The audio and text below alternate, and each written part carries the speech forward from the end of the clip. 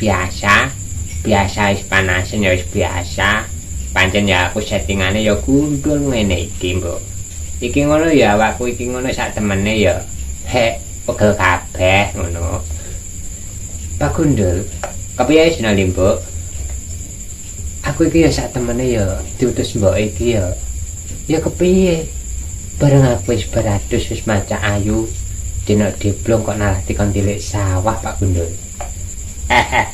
Ngene-ngene wae, tak wae solusi ya dina Mbok. Tinimbang awakmu iki ngono ya bar pupuran, ya bar macak glowing pisan.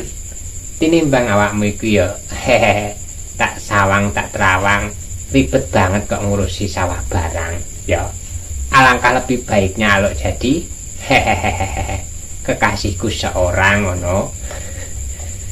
Pak Gundul, kepiye? Gathuk ora ideku? Mbok sing apik ta Pak Gundul. Lho kurang apik piye wong pancen iku ya wis pancene aku iki ya kenal dirimu ya wis suwe tinimbang awakmu ya.